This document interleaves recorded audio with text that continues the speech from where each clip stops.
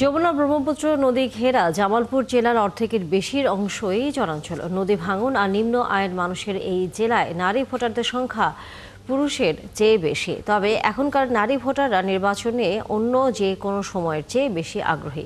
নদী ভাঙন রোধ, ক্ষতিগ্রস্তদের পুনর্বাসন, নারী নিরাপত্তা, স্বাস্থ্যসেবা, কর্মসংস্থান আর নারী শিক্ষায় এগিয়ে আসা প্রার্থীকে এবার তারা ভোট দিতে চান। আনসারি সুমনের তথ্যছবিতে বিস্তারিত। ৭ উপজেলা নিয়ে গঠিত জামালপুরের ৫টি সংসদীয় আসনে এবার ভোট দেবেন ২১,১২,১৮৭ জন ভোটার, যার মধ্যে নারী ভোটার আছেন ১০,৫৮,০৪১ জন, যারা বৈষম্যহীন নতুন বাংলাদেশে নিরাপদে ভোট দিতে চান।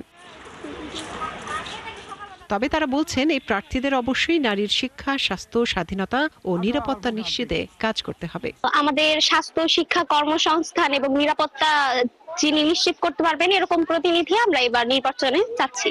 আমি এবার প্রথম ভোটার হয়েছি, তো আমি এমন মানুষকে ভোট দিতে চাই যেন মেয়েদের এবং নারীদের নিরাপত্তা থাকে।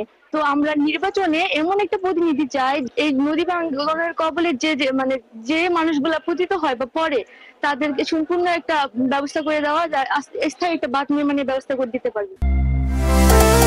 জীবনের ডাকে আমি সাড়া দেই, আমি থামি না।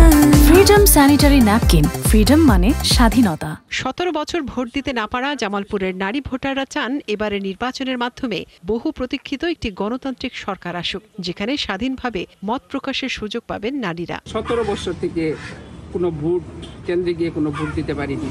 এই ভোটের অধিকার থেকে আমরা সবাই বঞ্চিত। আমরা এখন সুন্দরভাবে একটা পরিবেশ চাই, যে পরিবেশে যেন আমরা নিরাপদে ভোট দিতে পারি। শিক্ষাক্ষেত্রে উন্নয়ন ছাড়া কিন্তু সার্বিক উন্নয়ন সম্ভব না। এই শিক্ষাক্ষেত্রে উন্নয়নের জন্য আগামী সরকার জোরালো ভূমিকা রাখবেন, এই প্রত্যাশা রাখবো। যমুনা ব্রহ্মপুত্র দশানি জিঞ্জিরামের ভাঙনে প্রতি বছর জামালপুরের বহু মানুষ ভিটেমাটি হারিয়ে আজ নিঃস্ব। এবারের নির্বাচনে নির্বাচিত প্রতিনিধিরা ভাঙনে ক্ষতিগ্রস্তদের পুনর্বাসন আর ভাঙন ঠেকাতে স্থায়ী বাঁধ নির্মাণের ব্যবস্থা নেবে, এমনটা প্রত্যাশা নারী ভোটারদের। এমন জনপ্রতিনিধি চাই যারা নারীদের শিক্ষা সুযোগ সৃষ্টি করবে, তাদের স্বাস্থ্য নিশ্চয়তা দিবে, তাদের নিরাপত্তা প্রদান করবে এবং তাদের কর্মসংস্থানের সৃষ্টি হবে। গ্রাম আর শহরে নারীদের বৈষম্য দূর করা, নারীর শিক্ষা ও কর্মক্ষেত্রে নিরাপত্তা নিশ্চিত করা, নারী উন্নয়ন এবং সকল প্রকার নারী নির্যাতন প্রতিরোধে আগামীর সরকার প্রয়োজনীয় পদক্ষেপ নেবে, এমনটাই প্রত্যাশা জামালপুরের নারী ভোটারদের। মনিরা কাজুরি, ৭১।